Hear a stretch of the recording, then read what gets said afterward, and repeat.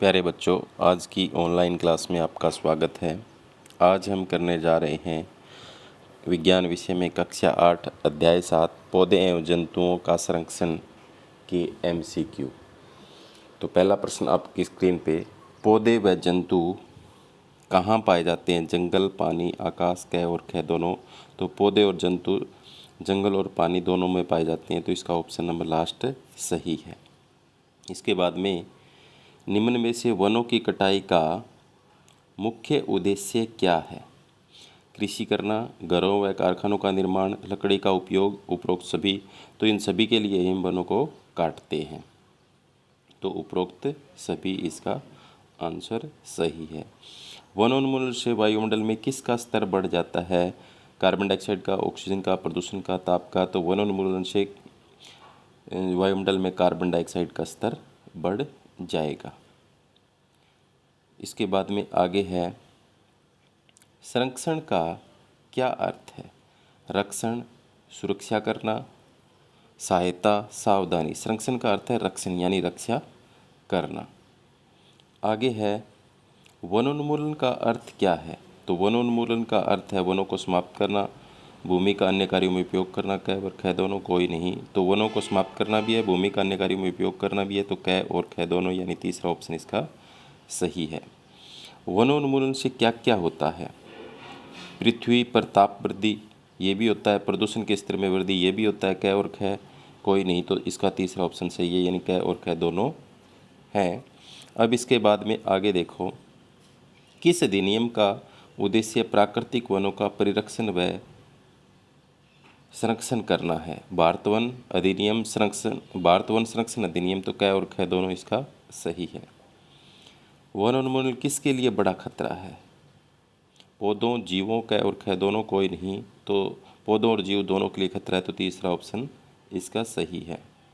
वनोन्मूलन के प्राकृतिक कारक क्या हैं? दावानल, भीषण सूखा, क और ख दोनों कोई नहीं, तो दावानल यानी जंगल में जो अचानक आग लग जाती है वो दावानल। चित्र में आप देख सकते हैं, भीषण सूखा पड़ जाए तो पौधे नष्ट हो जाते हैं, तो क और ख दोनों, ये दोनों प्राकृतिक कारक हैं। प्राकृतिक आपदाएं कौन कौन सी हैं? तो आप देख रहे हो, बाढ़ है, सूखा है, क और ख दोनों यानी तीसरा ऑप्शन इसका सही है। कार्बन डाइऑक्साइड का स्तर कहाँ बढ़ जाता है? तो कार्बन डाइऑक्साइड का स्तर वायुमंडल में बढ़ जाता है, तो चौथा ऑप्शन इसका सही है। जल चक्र के संतुलन बिगड़ने से क्या होता है? तो जल चक्र का संतुलन में तो वर्षा में कमी आएगी, सूखा पड़ेगा, तो तीसरा ऑप्शन इसका सही है, क और ख दोनों। अब इसके बाद में आगे देखो, वनोन्मूलन में किसकी कमी आती है? वर्षा, भूमि की उर्वरकता, क और ख दोनों कोई नहीं, तो तीसरा ऑप्शन सही होगा, दोनों में कमी आएगी। कार्बन डाइऑक्साइड के उपयोग में कमी किस कारण होती है? तो कम पेड़ पौधों, क्योंकि पेड़ पौधे जो है प्रकाश संश्लेषण क्रिया के लिए कार्बन डाइऑक्साइड गैस का उपयोग करते हैं, तो पेड़ पौधे कम होंगे तो कार्बन डाइऑक्साइड के उपयोग में कमी आएगी, तो क्या ऑप्शन इसका सही है। पृथ्वी के ताप में वृद्धि से किसका संतुलन बिगड़ जाता है? जैव, पौधों, जंतु, जल चक्र का संतुलन बिगड़ जाता है इसमें। इसके बाद में है आगे, प्राकृतिक संतुलन किससे प्रभावित होता है? पौधों, जीव जंतुओं, वनोन्मूलन। तो वनोन्मूलन से प्रभावित होता है, वनों की कटाई से प्रभावित होता है। पौधों को भोजन बनाने के लिए किसकी आवश्यकता होती है? पौधों को भोजन बनाने के लिए कार्बन डाइऑक्साइड गैस की आवश्यकता होती है। देखो, पत्ती जो है उसके ऊपर CO2 अंदर जाती हुई दिखाई दे रही है आपको, ख। कार्बन डाइऑक्साइड किसके द्वारा ऊष्मीय विकिरणों का प्रग्रहण करता है? कार्बन डाइऑक्साइड किसके द्वारा ऊष्मीय विकिरणों का प्रग्रहण करती है? तो पृथ्वी के द्वारा। इसके बाद में आगे देखो, पौधों व जंतुओं के लिए सुरक्षित क्षेत्र कौन कौन से हैं? वन्य जंतु अभयारण्य, राष्ट्रीय उद्यान, जैवमंडल आरक्षित क्षेत्र, उपरोक्त सभी। तो ये सभी ही हैं। बच्चों में भ्रमण करते समय जैवमंडल आरक्षित क्षेत्र में किसकी प्रशंसा की थी? तो वहाँ हरियाली संपदा, पेड़ पौधे, जीव जंतुओं।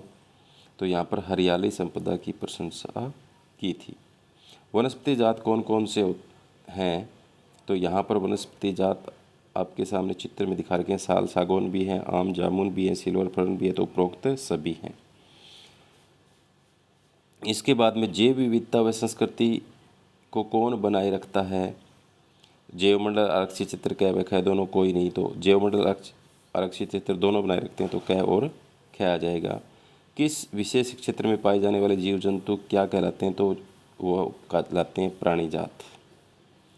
इसके बाद में है पृथ्वी के जिस भाग पर सजीव पाए जाते हैं उसे क्या कहते हैं, जैवमंडल कहते हैं।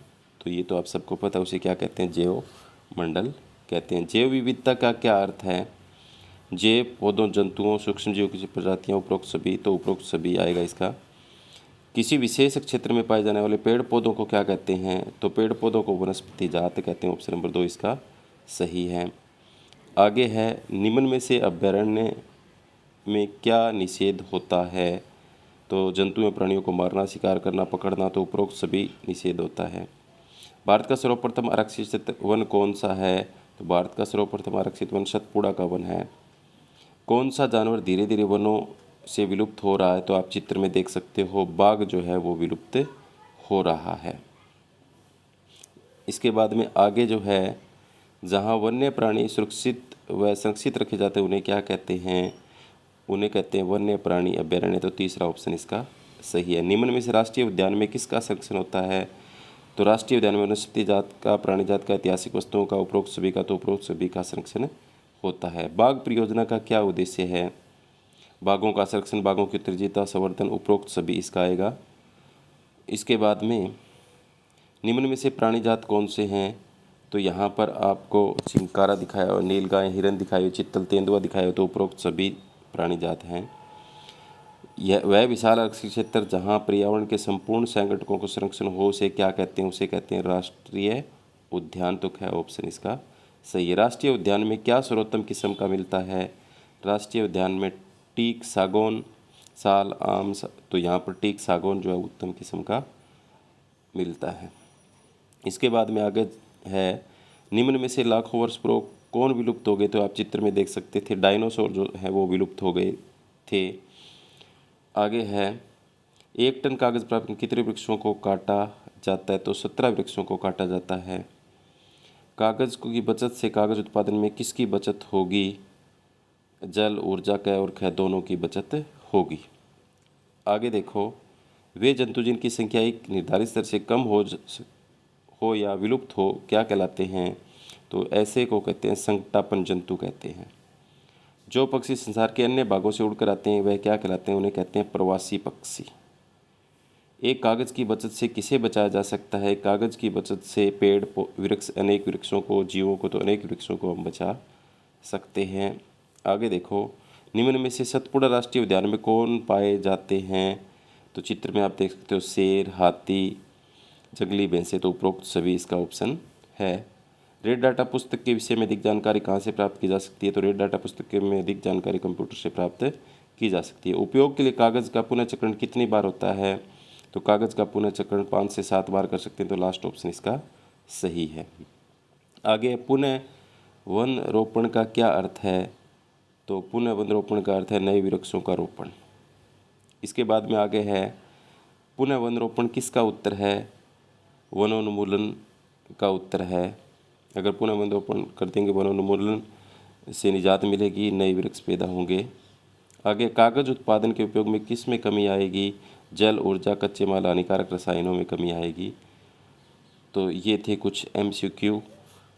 उम्मीद करता हूँ कि आपको समझ में आएंगे होंगे। जो बच्चे नए हैं वो चैनल को सब्सक्राइब करें और अपने साथियों को ज़रूर भेजें। धन्यवाद।